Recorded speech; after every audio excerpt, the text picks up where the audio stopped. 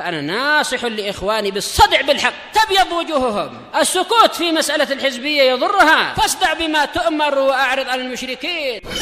سلامي على دماج ورجالها والشيخ يحيى ودار العلم يا سعد بانيها. بسم الله الرحمن الرحيم. الحمد لله حمدا كثيرا طيبا مباركا فيه كما يحب ربنا ويرضاه. أشهد أن لا إله إلا الله وحده لا شريك له،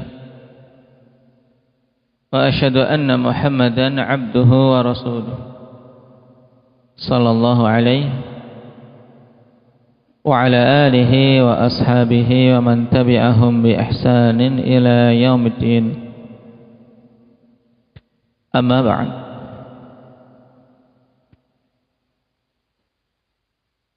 اقرأ باب في الاستغاثة بغير الله.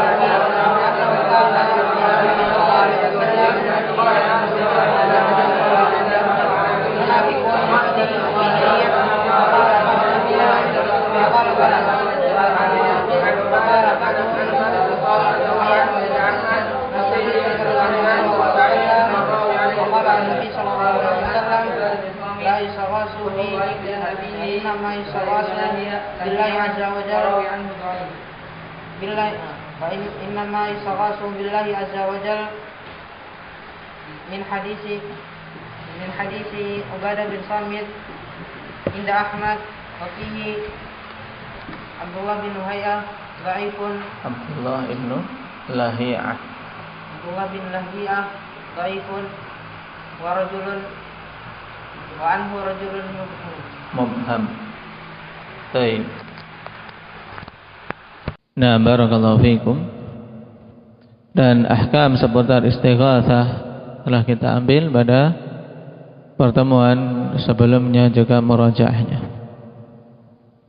Juga ketika kita membahas masail. Sekarang kita masuk pada bab yang ke-14.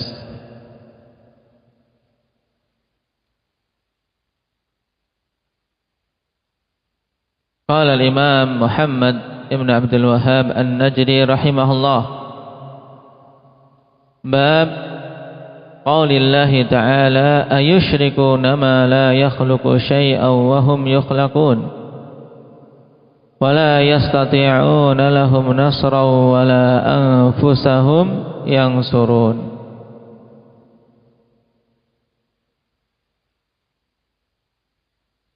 Pada bab yang ke-14 ini, akhwani fillah, Syekh Muhammad bin Abdul Wahhab rahimahullahu ta'ala mendatangkan dalil-dalil yang padanya bukti-bukti secara akli bahwasanya Allah subhanahu wa ta'ala sajalah yang berhak untuk diserahkan kepadanya peribadatan, dan bahwa semua yang diibadahi selain Allah mereka tidaklah pantas untuk diibadahi secara syar'i maupun secara akli. Itu inti dari bab yang ke-14. Naam. Makanya beliau membuat bab dengan menyebutkan ayat di antara ayat-ayat yang menunjukkan hal tersebut. Ayusyrikuna ma la yakhluqu syai'an wa hum yukhlaqun. Apakah mereka menyekutukan Allah Subhanahu wa taala dengan sesuatu yang tidak mampu untuk menciptakan sedikit pun. Wa hum yukhlaqun, dan bahkan mereka itu sendiri yang diciptakan. Bagaimana Allah Subhanahu wa taala disekutukan dengan makhluk ciptaannya? Tentunya tidak pantas. Wala yastati'una lahum nasra, dan mereka tidaklah memiliki kemampuan untuk memberikan pertolongan kepada orang-orang yang beribadah padanya. Wala anfusahum yansurun, dan mereka sendiri juga tidak mampu untuk menolong diri-diri mereka sendiri.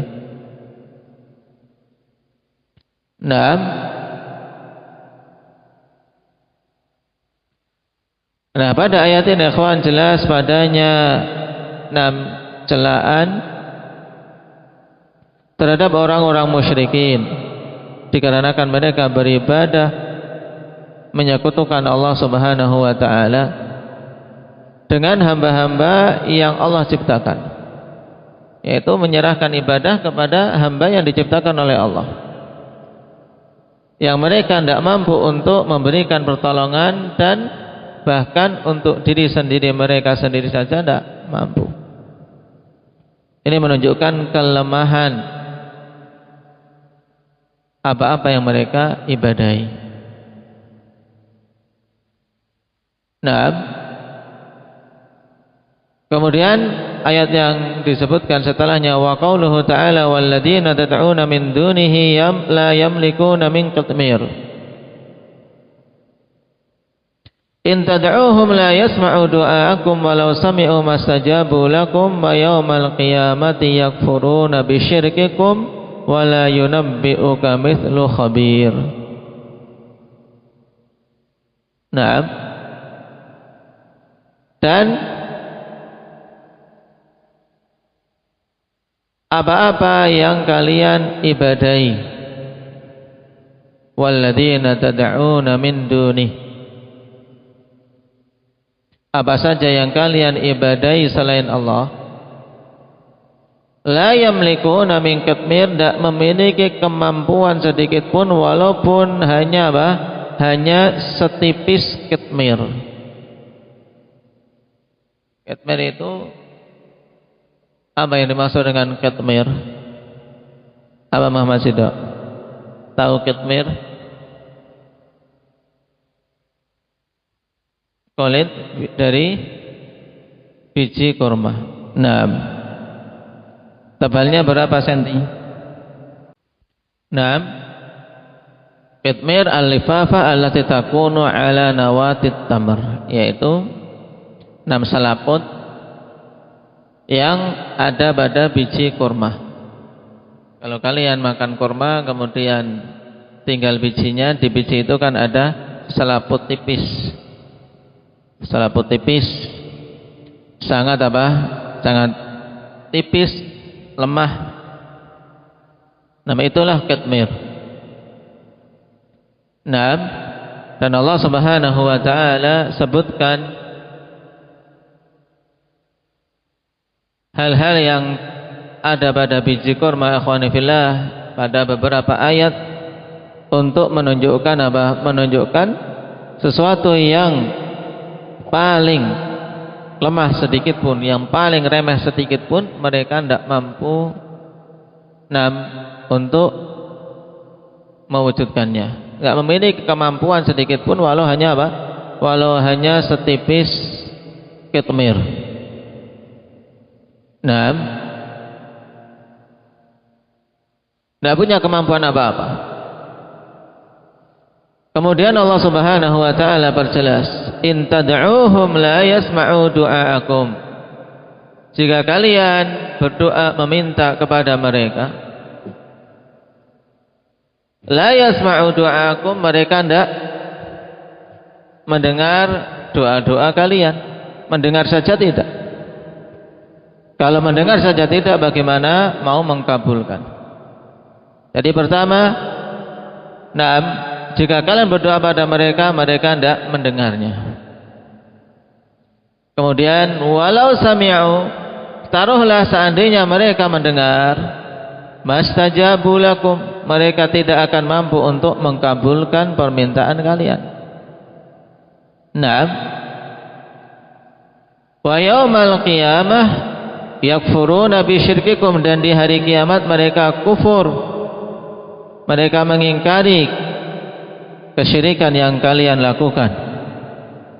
Berlepas diri, ya kawan. Mereka berlepas diri dari orang-orang yang beribadah kepada diri-diri mereka. Wa yaumal qiyamati yakfuruna bi syirkikum, sebagaimana pada ayat sebelumnya, ikhwan, wa idza husyiran nas kanu lahum a'daan wa kanu bi ibadatihim kafirin, di surat Al-Ahqaf pada bab sebelumnya. Tayyib, wa kanu bi ibadatihim kafirin.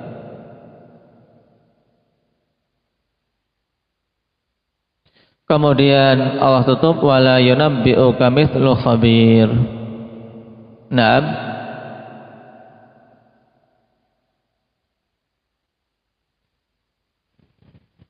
Yaitu tidak ada yang memberikan kabar kepadamu seperti zat yang maha tahu tentang perkara tersebut, yaitu Allah Subhanahu wa ta'ala. Wala yunabbi'uka mithlu khabir. Yang kemudian ayat ini, ikhwan, juga dijadikan sebagai mathal, wala yunabbi'uka mithlu khabir, untuk mengungkapkan apa? Bahwasanya yang sedang memberikan kabar kepadamu adalah orang-orang yang betul-betul mengetahui, betul-betul mengilmui perkara tersebut. Dan dalam hal ini jelas Allah Maha tahu tentang kondisi berhala-berhala yang disembah atau makhluk-makhluk yang diibadahi tadi. Mereka tidak bisa mendengar. Seandainya mendengar pun tidak mampu mengabulkan. Dan ketika di hari kiamat mereka mengingkari orang-orang yang menyembahnya. Tayyib.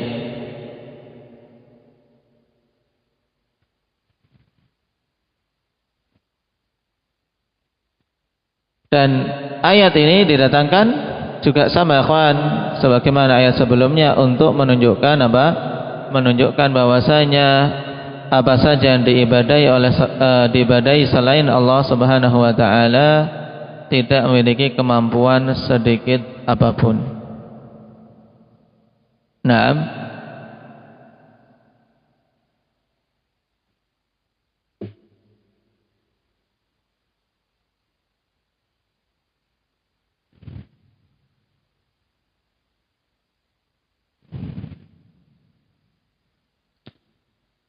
Baik.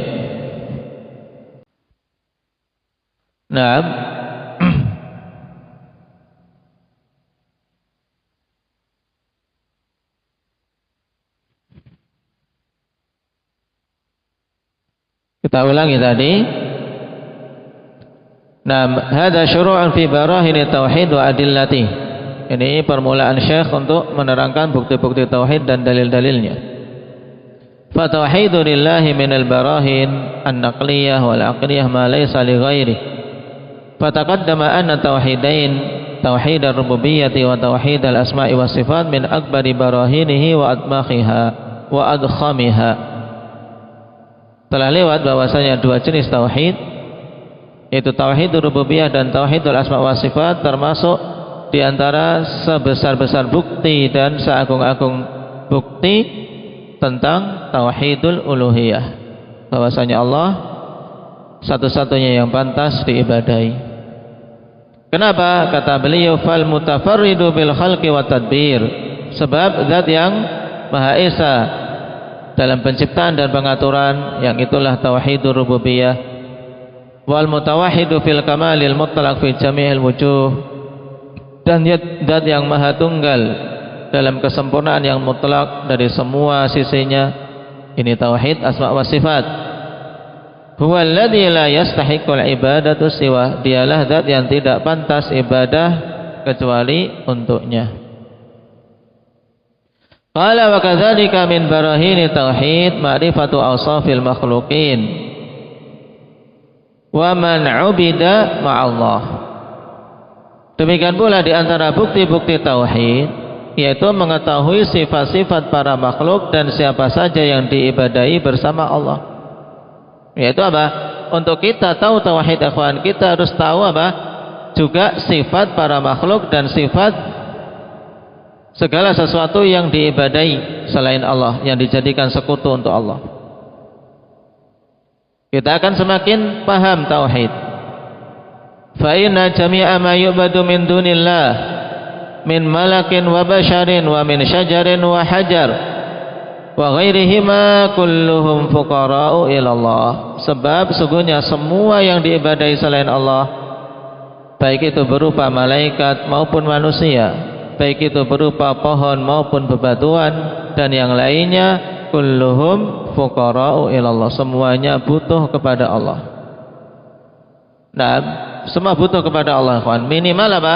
Mereka butuh untuk diciptakan karena mereka makhluk. Keberadaan mereka butuh ada yang menciptakan. Kalau tidak ada yang menciptakan, mereka tidak akan terwujud. Ini menunjukkan fakirnya semua selain Allah. Ajizun, mereka tidak memiliki kemampuan. Laisa biyadihim minan naf'i mithqalu darrah, tidak ada di tangan mereka kemanfaatan walaupun hanya seberat darrah. Wala yakhluquna syai'an wa hum yukhlaqun, dan mereka tidak menciptakan sesuatu pun, bahkan mereka itu diciptakan. Wala yamlikuna darran wala naf'a wala mautan wala hayatan wala nusyura, mereka tidak memiliki kemampuan menimpakan kemudaratan maupun kemanfaatan, tidak mampu mematikan maupun menghidupkan dan membangkitkan. Wallahu ta'ala huwal khaliqu likulli makhluk, dan Allah dialah zat yang maha pencipta semua makhluk. Wa huwar razzaqu likulli marzuqin, dan dialah zat yang maha memberi rezeki untuk semua yang diberi rezeki. Al mudabbiru lil umuri kulliha, harokatnya dibetulkan. Al mudabbiru lil umuri kulliha, zat yang mengatur semua perkara. Naam, ad-darun nafi', zat yang bisa menimpakan kemudaratan, bisa menimpakan kemanfaatan. Al-mu'tiyul mani', zat yang memberi dan juga yang menghalangi. Alladzi biyadihi malakut kulli syai', zat yang di tangannya naam kekuasaan segala sesuatu. Wa ilaihi yurja'u kullu syai', dan kepadanya lah dikembalikan semua perkara. Walahu yuqsadu wa yusmadu wa yakhda'u kullu syai', dan kepadanya lah dimaksudkan segala sesuatu dan disandarkan segala sesuatu dan tunduk kepadanya segala sesuatu. Nah, fa ayyu burhanin a'zamu min hadzal burhan. Terus bukti yang mana lagi yang lebih agung daripada bukti ini? Alladzi a'adahu Allah wa abdah fi mawadhi'a katsiratin min kitabihi wa ala lisani rasulih, yang Allah Subhanahu wa taala telah ulang-ulang dan telah nampakkan pada tempat yang banyak di dalam kitabullah maupun melalui lisan rasulnya. Fahuwa dalilun aqliyun fitri, maka ini adalah dalil secara akal dan secara fitrah. Kama annahu dalilun sam'iyyun naqli ala wujubi tauhidillahi wa annahu al-haq.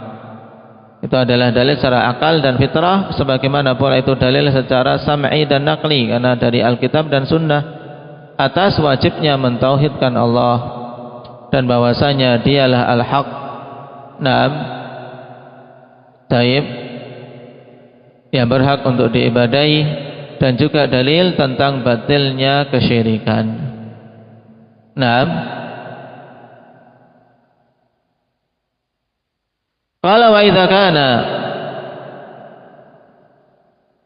asyraful khalqi 'ala al-itlaq la yamliku naf'a aqrabil khalqi ilaihi wa amassahum bihi rahma atau wa amassahum bihi rahima fa kaifa bi ghairihi. Kemudian beliau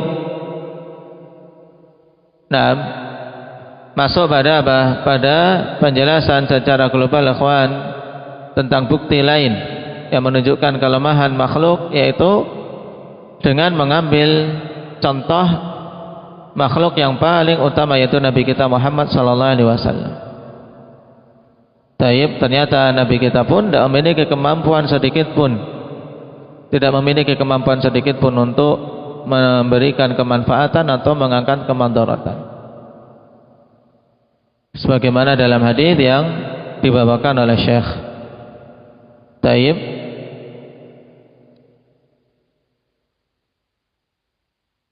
di mana Allah katakan laisa laka minal amri syai', dan kamu tidak memiliki apa? Tidak memiliki hak sedikit pun untuk mengatur perkara. Tapi maka bagaimana? Maka apabila orang yang paling mulia secara mutlak tidak memiliki kemanfaatan untuk orang yang paling dekat kepada beliau dan yang paling dekat sisi rahimnya, maka bagaimana dengan yang lain? Fatabban liman asyraka billahi wa sawa bihi ahadan minal makhluqin. Maka sungguh celaka orang-orang yang menyekutukan Allah dan menyamakan dengan Allah sesuatu dari makhluknya. Laqad suliba aqluhu ba'dama suliba dinuh. Sungguh orang seperti ini akalnya telah hilang setelah hilang agamanya. Kenapa? Karena terjatuh dalam syirik akbar. Fanu'utul bari ta'ala wa sifatu 'azamatihi wa tauhiduhu fil kamalil mutlaq akbaru burhanin ala annahu la yastahiqul ibadatu illahu. Sehingga sifat-sifat al-bari, nama dari nama-nama Allah. Makna al-bari yaitu dekat dengan makna al-khaliq, zat yang maha pencipta. Cuman bedanya ikhwan, al-bari ini khusus, maknanya menciptakan dari yang tidak ada menjadi ada. Itu nama al-bari. Sifat-sifat Allah, zat maha pencipta, dan sifat-sifat keagungannya serta keesaan Allah dalam kesempurnaan yang mutlak, ini bukti terbesar bahwasanya tidak pantas untuk diibadahi kecuali Dia. Wa kadzalika sifatul makhluqati kulliha wa ma hiya alaihi minan naqsi wal hajati wal faqri ila rabbiha fi kulli syu'uniha wa annahu laysa laha minal kamali illa ma a'taha rabbuha min a'dhamil barahin ala butlani ilahiyati syai'in minha. Demikian pula sifat-sifat para makhluk secara keseluruhan berupa kekurangan dan kebutuhan serta kefakiran kepada Rabbnya pada semua perkara. Kita semua butuh pada Allah, di mana makhluk juga tidak memiliki kesempurnaan kecuali yang telah Allah berikan kepadanya. Kita tidak punya sifat-sifat utama kecuali yang Allah beri, itu pun tidak sempurna sampai puncaknya. Tidak memiliki kebaikan kecuali yang Allah beri. Ini menunjukkan atau ini menjadi bukti terbesar pula tentang apa? Kebatilan ilahiyah sesuatu dari kalangan makhluk. Batilan bahwasanya ada makhluk yang memiliki hak untuk diibadahi. Jelas batilnya. Kenapa? Karena para makhluk ini makhluk yang penuh dengan kekurangan dan butuh kepada yang lain. Qala faman 'arafa Allah wa 'arafa al-khalqa ittarathu hadhihi al-ma'rifatu ila ibadatillahi wahdah. Ini kesimpulannya. Sehingga siapa saja yang mengenal Allah dan mengenal makhluk, maka hal ini akan betul-betul mengharuskan dia, pengetahuan ini mengharuskan dia untuk beribadah kepada Allah semata. Wa ikhlasid dini lahu wa tsana'i alaih, dan memurnikan amalan untuk agama, untuk Allah semata, dan memuji Allah semata. Na'am wa hamduhu wa syukru wa hamdihi wa syukri bilisanihi wa qalbihi wa arkani. Demikian pula mengharuskan dia untuk memuji dan bersyukur pada Allah dengan lisan, hati maupun anggota badan. Wa ansirafi ta'alluqihi wa ansirafi ta'alluqihi bil makhluqin atau Na'am dijadikan fi'il sekarang. Wa ansarafa ta'alluquhu bil makhluqina khaufan wa rajaan wa tam'an wallahu a'lam. Dan juga akan akan terarahlah ketergantungannya, akan berpalinglah ketergantungannya terhadap para makhluk, na'am, dikarenakan rasa takut dan harap serta na'am kekuatan, na'am harapan. Taib atau afan, kita ulangi ini. Wan sarafa ta'alluquhu bil makhluqina khaufan wa rajaan wa tam'an. Dan akan terpalingkanlah ketergantungan dia kepada para makhluk, baik dari sisi rasa takut maupun rasa harap maupun ketamaan. Itu semuanya akan terpalingkan mengarah kepada Allah Subhanahu wa taala semata.